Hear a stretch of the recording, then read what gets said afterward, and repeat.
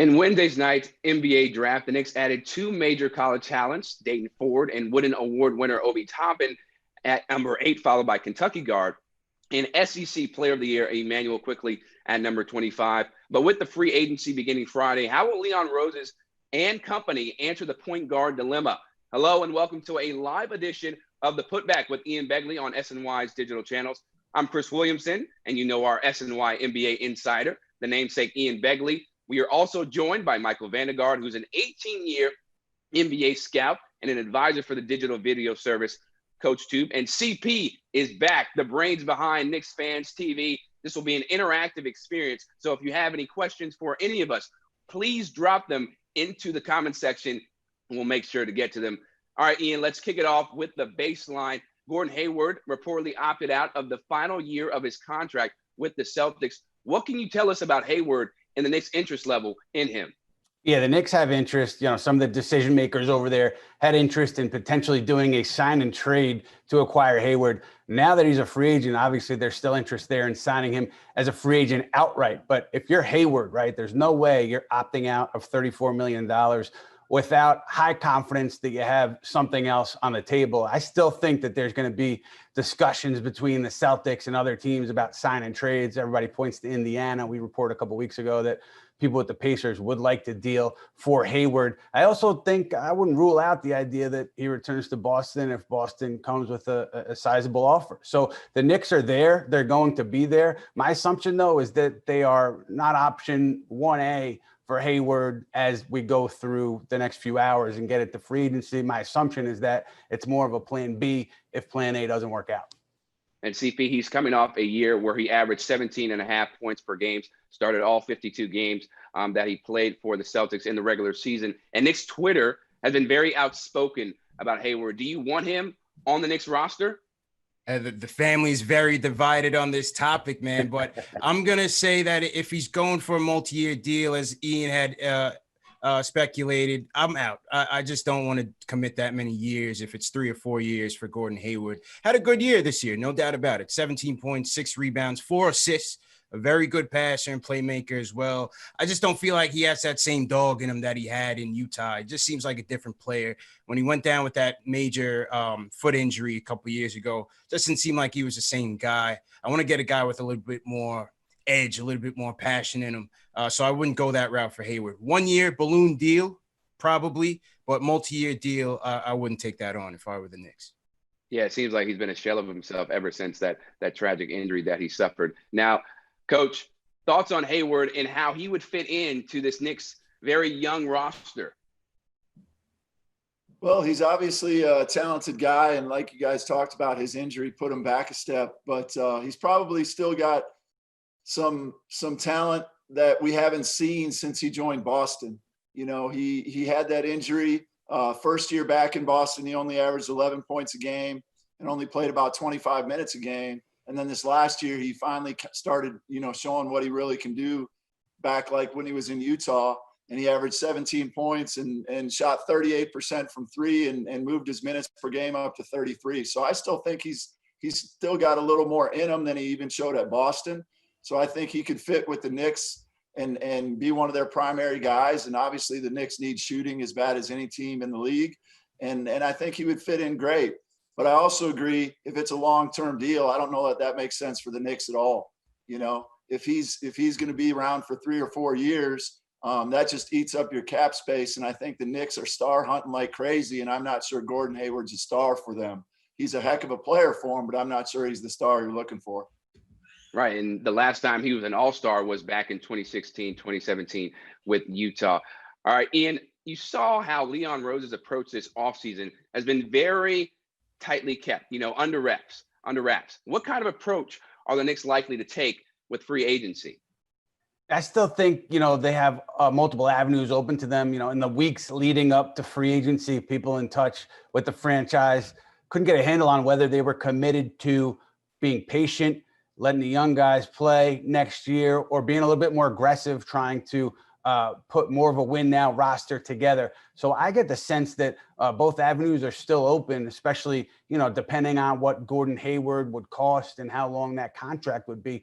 I would assume that the Knicks would have the stomach for a short deal, big money. But as you guys are saying, I don't think they would want or be welcoming a long-term Hayward deal. So I say that to say, if Hayward is off the table, Russell Westbrook continues to be off the table, things like that. If you're not getting those veterans, I could see them weaponizing their cap space and taking on deals to try to get extra draft picks, other assets. We already saw that with the Ed Davis trade yesterday, where they got 2 second-round picks in that 2023 draft, where there could be high school players. So I would think that if they can't get these big fish, maybe a restricted free agent too, then they would move on and slow play it and get vets and try to use the cap space in that way.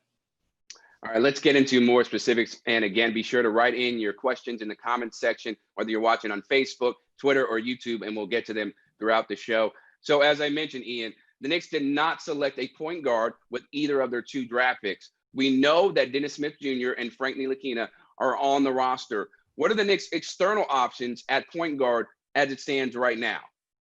Well, you've got Fred VanVleet out there.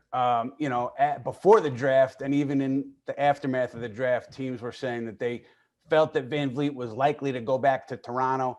Other people around Toronto said nothing is done yet. But based on the idea that so many people think it's going to happen, I wouldn't think that the Knicks would come over the top with the kind of offer that it would take to pry VanVleet from Toronto. Russell Westbrook obviously is out there, but Houston doesn't seem to be in a rush to trade him. And if you're looking at the veterans out there, maybe it's a Jeff Teague, a DJ Augustine. I would also look at the situation in New Orleans, where they have George Hill, Eric Bledsoe, Lonzo Ball, and they drafted a point guard down there. So Kyra Lewis. So they have a glut of point guards. Maybe a George Hill becomes available via trade. But I think that the primary target there would maybe be somebody younger. It just would be tough to obtain that kind of player in this market. And taking into account their new head coach, Tom Thibodeau, and their 2 young cornerstones, R.J. Barrett and Mitchell Robinson, how do you see that fit working out between those 3? I think they need to address, that point guard situation as much as possible. And I know, Ian, you mentioned, Jeff Teague. I think that should be a huge target for them. When he was in Minnesota, he traded for him, and he obviously liked him at that time. So I would think Tom Thibodeau, has some interest there. So I think that's a top of the line target. But the point guard situation needs to be fixed. Their guys are young, their guys are talented, but they haven't taken the steps forward, in a couple of years now. So that's, I think, one of the biggest things they need to address. Yeah, it's something that the Knicks have been looking for so many years in this NBA history. Now, CP, what would you prefer right now? Throw a boatload of money at Fred VanVleet, trade for Russell Westbrook, or look at that next tier that Ian cited? Yeah, well, I think I would certainly throw the money at VanVleet, a certain extent, nothing, no max deal or anything like that. As compared to Westbrook, I would just rather spread the money around. With Westbrook coming here, he's accounting for 40% of your cap. It just doesn't seem to me that fits the Knicks' philosophy of maintaining cap flexibility and draft capital over the next few years. So I would prefer VanVleet over Westbrook in that scenario. I think in Westbrook, yes, he's a dynamic point guard. The point guard situation is critical right now. You just drafted Obi Toppin, who's going to excel in the pick and roll and pick and pop situations. So you definitely want to make sure that you have a floor general that's going to be able to get him going. But with Westbrook, on the other side of 30, almost $50 million by the end of his deal, 40% of the cap. I'd rather just spread that money around. Started with VanVleet, way better shooter. Not as dynamic, not as good as a finisher as Westbrook, but I'd rather start with VanVleet, spread the money around, and if VanVleet's not there, look at secondary options like a Teague, maybe go after Lonzo Ball in a trade. We know New Orleans has a ton of point guards right now. So I think I would go VanVleet or go a tier below. All right, and Ian, you've mentioned before on the putback that there's some internal support for Dennis Smith Jr. and not wanting to bury him on the bench. What's been the latest on DSJ, I should say? Yeah, just the same. Just the idea that some people over there would like him to get an opportunity here to earn minutes in this rotation. I don't suggest that he'd be their starter. Like, I think they would bring somebody else in to start. But I think the idea is they would want him to try to earn minutes as a backup, because there are people in that organization that feel like he's so talented. And if you give him another shot, you want to still see what you have. And I don't know if that's a universal opinion, but I just say that because it's relevant to this point guard situation. And you talk about trades. If some people feel that way about Dennis Smith Jr., I don't get the sense that the Knicks would dump him for nothing. And so also with Frank Ntilikina, some people in the organization had discussions recently with people that I spoke with, and they made it sound like Ntilikina was going to be on the roster this upcoming season. Just something to keep in mind, again, as we head into this offseason with potential trades. But Dennis Smith Jr., the Knicks would obviously be motivated to try to get him back on track because he was the main player back in that Kristaps Porzingis trade. And I know they still have the draft picks, but as far as players you got back, you got nothing. So if Dennis Smith Jr. has a good season, that at least makes you look a little better, feel a little better about the Porzingis trade. Yeah, and I think they're really hoping that Dennis Smith Jr. will take that leap this year, especially with all the stuff that they did, to trade away Kristaps Porzingis. Let's go back to coach here. Michael Vandegaard, a longtime scout and consultant for the NBA. Coach, where is Frank Ntilikina's game right now? What does he have to do to take those next steps forward and show that he's capable of doing that and raising his game to another level? Yeah, he hasn't improved, it seems like, much in his first 3 years. But, and I know we're short-sighted and we want everybody to be great tomorrow, but he's still only 22 years old. The prime of his career is 25 to 29, 30 years old. So he's got a few years to keep growing. And there are guys that do that. So he's got to improve his offensive game. He's got to improve his shooting. He needs to keep working hard every day. But the first 3 years, he's been pretty stagnant in terms of his development. And obviously all Knicks fans just want to see that improvement because he was a top 10 draft pick and there was a lot of promise with him. But like I said, he's 22 years old. He's still got a couple of years of development left in him before he's going to tap out. And, looking forward to see where he goes this next year under Tom Thibodeau and the new coaches. Yeah, because they're putting a lot of investment in player development. We haven't seen Ntilikina's game grow as much as people would have liked. Now, we have a comment on YouTube, Ian, from Indigo Saber. Is there a chance the Knicks trade for one of the Pelican guards, such as Eric Bledsoe? Well, you look at Bledsoe, that's a big contract, and maybe the Knicks would. I know he's under contract beyond next season, I believe. So I don't think that would be that appetizing for the Knicks unless the Pelicans, for some reason, were to attach assets in that deal. The player I look over there at is George Hill because the Knicks in the past have had some interest in him. And then long term, I just wonder, you draft Kyle Lewis Jr. to the Pelicans, and I know they talked about Lewis Jr. and Lonzo Ball playing together. But to me, it at least tells you that New Orleans is not fully committed to Lonzo in the long term. He's going to have to show them something this year to get that next contract. So to me, that's something to keep an eye on because if they feel still kind of unsure of him heading to the trade deadline, I would think that they would try to move him unless they're comfortable losing him for nothing, which I don't know why they would be. So just something to keep an eye on if you're a Knicks fan. All right. And current Knicks and potential targets aside, CP, are you disappointed that the Knicks didn't draft a point guard Wednesday night? Yeah, a little bit, especially with the fact that they traded away the number 33 pick. There were some options still available at 33. You had, Theo Maladon, you had Jan Madar, Cassius Winston was still there. Even wing defense, I thought there were some guys there like a Tyler Bay or Robert Woodard that they could have picked up. But at the end of the day, the Knicks have a ton of options. You're not going to solve all your problems in one avenue or the other in the offseason. So they still have cap space. They still have some trade flexibility to upgrade at the position. But when I look at the draft, I saw a path for them to get Obi once the lottery results came out, and they got their guy. I mean, they got the college basketball's best player, and at number 8, that's a good value at 8. So I can't knock them for that. 25, they went out and got Emmanuel Quickly, a guy that's known to be a sniper, 6'8", 6'10" wingspan. So he could be a disruptor in the passing lanes as well. So that addresses some needs for 3-point shooting and defense. So, yes, it was a little bit disappointing, but I can't knock the Obi pick. You saw the emotion, you saw the happiness on his face to be representing New York, to be representing the orange and blue. And a lot of times we talk about wanting to establish that identity and wanting to establish a culture with the Knicks.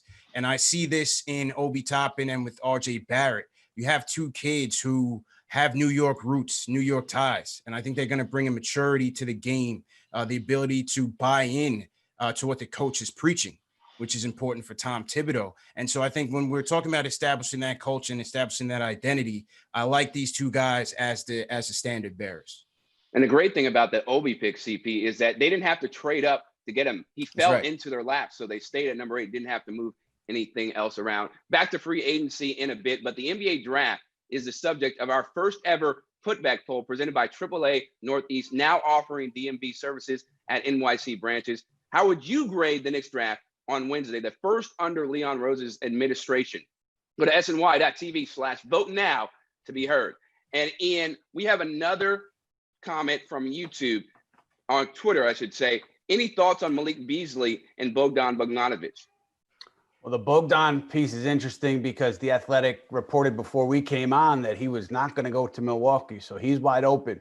And obviously, if they talked trade with him and sent him to Milwaukee, I would think that leads you to believe that he's open to listening to other offers from teams and maybe getting out of Sacramento. So I think the Knicks, with their cap space, they certainly would have the opportunity to make Bogdanovic a big offer that could lure him out of Sacramento. I haven't heard anything concrete with regards to their feelings on Bogdanovic, if they would make that offer, but it's there. It's out there now. And with regards to Malik Beasley, I know that there was reports yesterday, I think it was Yahoo, saying that the Knicks were one of the teams that had interest in trading for Malik. I checked into that. I had heard that, he was on the radar, but the interest wasn't super strong as of yesterday.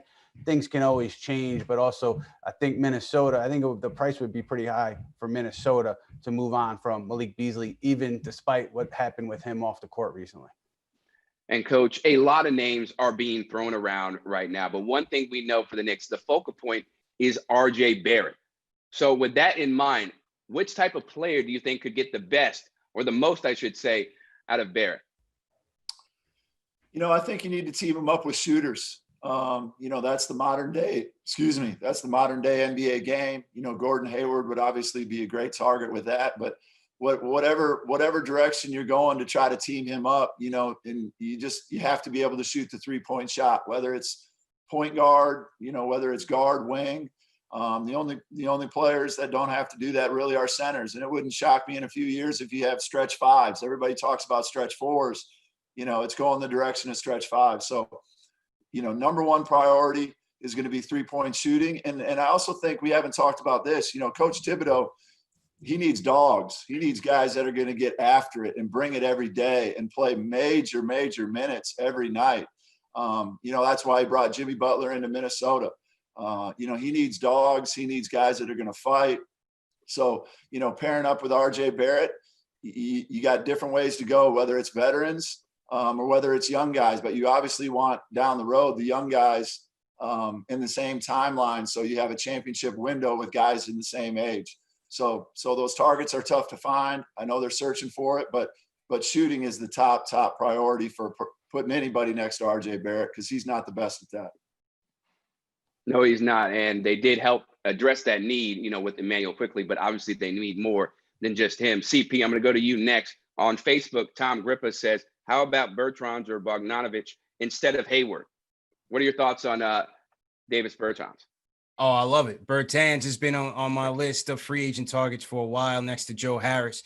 Absolute flamethrower, volume shooter, about 8 threes per game, and a guy that knocks it down at a good clip with defenders in his face. So, he's a real shooting target for the Knicks right there. I would love him at the 3. And Bogdanovic as well. Underrated playmaker, excellent 3-point shooter. Would probably cost the Knicks a little bit in terms of a sign and trade, but I think either one, you can make a strong case to bring either guy to the Knicks. And Ian, Camille Kahan 8 on YouTube is asking, what is the Knicks stance on Randle? So with Obi Toppin here, obviously he is a priority now. He's number one at that 4 spot. I mean, whether they want to start him right away off the bat, I'm not sure, but I don't think a player like Randle, who's going to take so many shots and so many minutes away from Toppin. So, my assumption is that they'd be open to moving him. I know that's not earth-shattering news, right? Because that's what happens when a new regime comes in. But with Randle, you wonder about the trade value there. So I would think that he'd have to be a part of a bigger package in a trade. I don't think Randle on his own is going to get you back what you would want if you're the Knicks. But obviously with Toppin here now, again, it just makes it more clear that the Knicks would be open to moving on from Julius Randle. CP, what are your thoughts about Julius Randle? Do you see him being able to be a good fit for the next few years for the Knicks, or would you rather see him, be shipped off to somewhere else in return for some draft picks and some other players? Yeah, unfortunately, I think Julius came here at a time when, he had to be the number one guy. And I think that was him playing outside of his role. And so there was a struggle there. And overall, he just did not elevate the team. When you saw him at New Orleans, he had a great year, shot 40% from three, but he played with Drew Holiday, Anthony Davis, and so on. And so he was a little bit insulated in that environment. And so I think he came here and there was a little too much on his plate. Ideally in the league, I see him as a six-man, maybe a small ball five in certain situations. But with Obi here, I think it just makes the most sense for them to move on from Randle. Yeah, it seems like his days are numbered, and it's only a matter of time before he's shipped off to another NBA team. Coach, we asked you earlier about the type of players that would fit best with RJ Barrett. What about for Coach Tom Thibodeau? Yeah, like I mentioned before, he loves to go after veterans. He loves to go after guys that just play hard and can play a lot of minutes. He practices hard. He plays in a lot of minutes. So they got to be athletes. Julius Randle actually kind of fits that mold. I mean, he's a dog. He's strong. You can get a lot out of his mileage, but just those guys that are veterans. When he was at Minnesota and Chicago, they always brought in those guys that he knew that were older. And like I said, I'm not sure that really fits the Knicks right now. So it'll be interesting, I think, to see where they head in free agency and to see what they do putting this team together. Because I know Tom Thibodeau wants to win right now. He didn't sign up for the Knicks to be really good in 4 or 5 years. And I'm not sure that's not the best plan. When I was with the 76ers, that was the plan put in place. We don't need to be very good right now, but we're going to try to put something together in 4 or 5 years. And his timeline, Coach Thibodeau's timeline, definitely doesn't fit probably what most teams try to do when they're drafting high, drafting early, and they don't have a bunch of talent yet. So I'm just excited to see what they do and how they try to put this together. Yeah, Tom Thibodeau is not one who's going to be patient when it comes to winning. He wants results now. He wants to see the team and the organization really explode, really progress, to a very competitive team in the NBA. Free agency begins at 6 p.m. if you don't know. So keep it locked to SNY.TV and our digital platforms for all of Ian's coverage, all the news and stories. And be sure to watch Geico Sports Night on TV starting at 11 and airing all night. Ian will be stopping by there as well. So Ian has a very busy night. And Ian, what is it in your mind? What's the percentage that the Knicks are in a win now mode? Yeah, I mean, Mike just laid it out, right? It's Thibodeau is not here to tank. He's not here to be patient. But I think that there are, not divergent opinions, but different opinions on how aggressive the Knicks should be in trying to win now versus be a little patient for next year. At least that's the word that different people got over the past few weeks who spoke to the Knicks. So I wonder how much influence Thibodeau has, but also I wonder if Thibodeau even sees this roster and sees the landscape and says, let me just develop these guys this year. And it's okay not to, make a rush to the 8th spot in the East. It's okay to just see what we have and then make a big move next summer. I wonder if we're putting a little too much stock in the idea that Thibodeau wants to win right away, because of course he wants to win, and he's not going to tank, and he's going to do all he can to build a winning culture. But I'm not sure. I'm not convinced that he's going to be like pushing for them to get the top players on the market. So I would put it at like 40% that they go all in, and everything kind of has to fall right to do that. Right, exactly. And you can't rush greatness. That's something that you cannot, put a timetable on as far as putting everything together and expecting it to work, from day one. CP, what are your thoughts about playing for a 7 or 8 seed or fade for Cade and play for the stacked 2021 class? Hey, it's a talent-driven league, so I got to say fade for Cade. However, Well, do I get credit on Fade for Cade? Was that me first? Do I get credit there or not? I feel like I tweeted that out. I hadn't seen it. I don't need credit. I just want to know, was I the first guy? Yeah, listen, everyone's saying that this 2021 class is stacked. As much as you don't want to see the Knicks go out after, losing season after losing season, I had the benefit of talking to former Knick Derek Harper, and he talked about the story of when he was traded from the Mavericks, who at that time was a perennial loser, and got to the Knicks. It was an eye-opening experience for him just in terms of preparation and getting ready. Because when you're playing for a losing team year after year, you develop those bad habits. So I don't want to see that happen with our young guys because it limits their development and ultimately limits the overall team development in terms of the options that the team has to make moves. But like I said, 2021, you have a lot of prospects that are, star caliber. And if the Knicks can fall into that range, get some more talent on this roster, I think it will benefit them in the long run. I think Tibbs will want to be competitive, but it seems like they have a plan and there's only a certain bar that they're willing to meet to keep that team competitive. So I think naturally, yes, they'll field the competitive team out there, but I think it'll be a team that'll fall short of the playoffs, and hopefully that'll get us in the lottery and hope, with a little bit of luck, we get Cade Cunningham.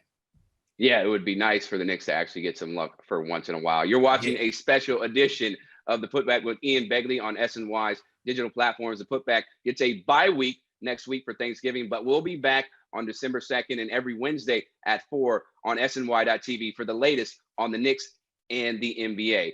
And Carmelo Anthony is a guy who had a very celebratory career or time with the Knicks, I should say. What's the likelihood that we see a reunion and Melo's back in, helping the young guys as a veteran? Yeah, so I definitely want to talk Carmelo. Before I get to that, though, after listening to CP talk Knicks on his show and then the last two shows here, I think Leon Rose and William Wesley should give him a call, man. They could Worldwide West Coast, you pile at your boy, man. Hit that thumbs up button for your boys. Yes, the way he sees the game, I think they should hit him up. Anyway, Carmelo, yes. So a couple teams, think that it's going to happen. Like they not that it's a done deal because it can't be a done deal, but they feel like everything's kind of in motion for it to happen. I wouldn't go that far yet, obviously, because we're not there. But the interesting thing to me is you look at Portland. I've heard that Portland has some confidence that they could be in on or maybe get some players that would overlap with Carmelo. And, I hear that and kind of the light bulb goes on and I think that maybe Carmelo, if that's true, Carmelo would know it, and then he would be more willing to move on. And if he's ready to leave Portland, the Knicks would be an obvious destination. They're going to have the money. It's just going to be interesting to see if he does come here, what the deal ends up being. But I think there's going to be mutual interest. I think there's going to be discussions. And, based on what some teams are saying, they think it's going to happen. And Coach, how important is it adding veterans like Carmelo to this roster to help mold, to help grow the young talent that the Knicks currently have? Yeah, it's extremely important from an organizational standpoint to have older guys. Just teaching them the work ethic, teaching them how to be NBA players. The Knicks have so many young guys, and they obviously just drafted a couple more that they hope will be big pieces down the road. But you need those vets. You need those guys that come to practice every day. Show them how hard you need to work, show them how to, act and do your life off the court and how to treat people, in the organization, as well as treat people, the trainers, how to treat people, that are just part of the administration, treat people in the community. And I think those veteran leaders are really, really, really important. Like I said, when I was with the 76ers, we disseminated the roster and brought in a bunch of young guys. And I think there was a lot of criticism that we didn't have enough vets around to kind of help them along the way. So, the Knicks are in that mold with RJ and Frank and Obi Toppin and Quickly and those guys. So, I think that's really important to bring in the right guys. I also say this, I think you might not want to bring in old vets that are really good.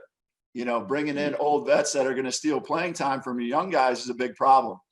So sometimes you're getting these guys like a Vince Carter, who's at the end of his career, who's happy to, play 10 or 15 minutes. Now, I realize Vince isn't coming to the Knicks, but you need guys like that. You need guys that are willing to play their role and know their role. We brought in Elton Brand to help out Joel Embiid at the end of his career. Elton, he wasn't playing much anymore, maybe 10 minutes a game. He was just happy to be a part of it, and look what's happened to Elton. So I think these vets need to understand, the value that they bring and where it can lead them in the future if they do it the right way and they help these young kids transition into becoming better players.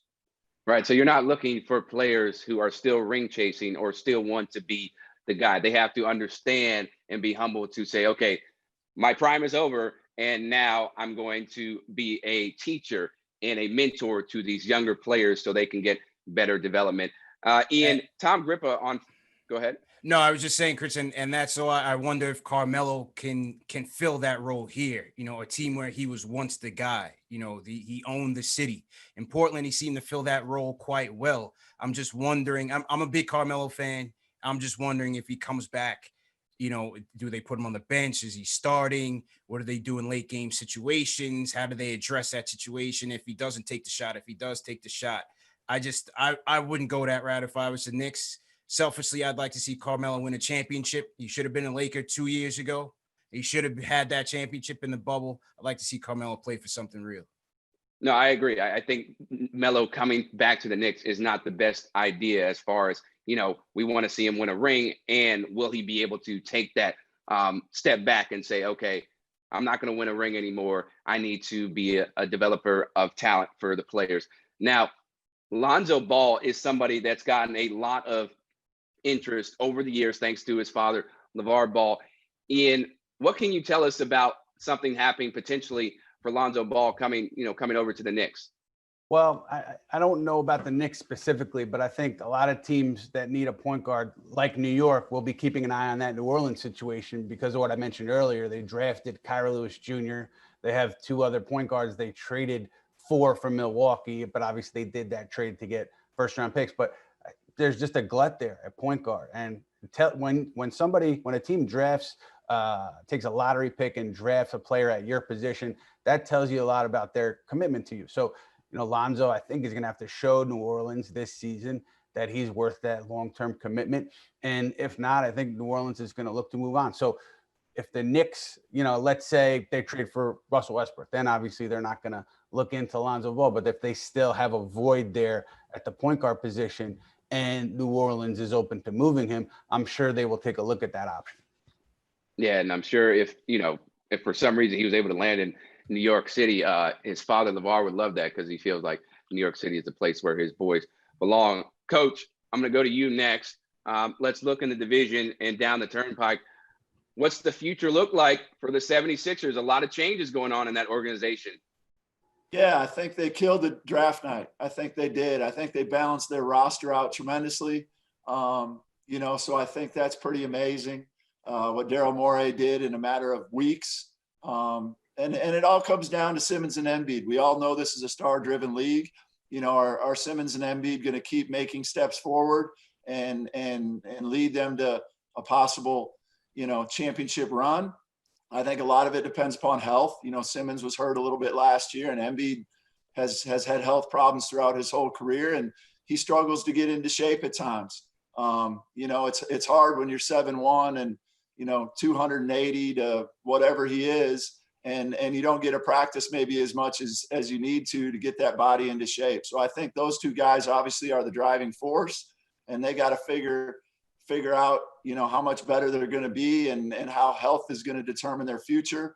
And then, Daryl Morey's got to see it firsthand. Outside looking in is much different than seeing it firsthand. So he's going to be there. He's going to be evaluating everybody, and he's not scared to make big moves. I can't imagine they're going to do something rash, quickly with one of those guys. I know everybody wants to throw trades out there and, Ben Simmons can't shoot or this, that, and the other. But, I think Daryl will take his time. I think he'll evaluate it for himself. And a couple of years down the road, maybe if, hey, this is what I see, this isn't working, we need to do something, I think they'll do it. But I definitely think you got to keep trusting the process, as they say, and see where that leads them. Because, those guys are immense talents. And if you put them in the right situation with right players around them, they're going to have a chance. People forget 2 years ago, they were, 1 bounce away from beating Toronto and having a chance maybe to win an NBA championship. and Embiid was 23 years old and Ben Simmons was 21. You know, so if you get the right guys around them, and they had crazy shooters, which they didn't have last year. They had Bellinelli, they had Ersan Ilyasova, they had JJ Redick. You know, now they're getting back to what fits around those guys with Seth Curry and with Danny Green. So I'm looking forward to following them, and hopefully they can bounce back and, you know, have a chance to maybe give the Knicks and the Celtics and those guys a little bit of business along the way. I'm still cheering for them. And it'll certainly help the fact that they've added a future Hall of Fame coach in Doc Rivers, who's won a championship before. So you know that he's going to expect greatness from these guys. It should be very fascinating, as you mentioned, to see how it all plays out. CP, when you look at the Knicks roster for 2020, 2021, what's your ideal starting five? Ideal starting five. All right, so I'm going to go with a little bit of what I would like to see, plus some of the rumors going out there right now. So at the 5, I'm going Money Mitch, block this monster, Mitchell Robinson. Going to have a good year 3. Obi Toppin, number 1 at the 4. I'm going RJ Barrett at the 3. Malik Beasley at the 2. I think this could be the Randle sign and trade. And I'm going Fred VanVleet at the 1. Not looking likely, but what I would like to see. And that's my starting 5. VanVleet, Beasley, RJ, Obi Toppin, and Mitchell Robinson. Okay. All right. I like it. I'm not mad at it. Ian, what are your thoughts on that? Solid, really solid. I still think VanVleet, you know, again, things can change quickly in free agency. I still would expect him to go back to Toronto. So I don't know where that leaves the Knicks at point guard, but the rest of it makes sense. I just wonder how much they'd be willing to give up in a Beasley deal. But I think that, you know, Leon Rose, Tom Thibodeau, William Wesley, Brock Aller, Scott Perry, they would sign off on that starting 5, given where the Knicks were at the end of last season. So the VanVleet stuff is going to be interesting tonight. I would also, you know, obviously keep an eye on the Hayward situation. So I think the Knicks are going to be in on a lot. They're going to have a lot of options because they have a lot of cap space. You're going to see them tied to a lot of players because agents want to create a market for their players. So there's going to be a lot to talk about with the Knicks once we get rolling at 6 o'clock.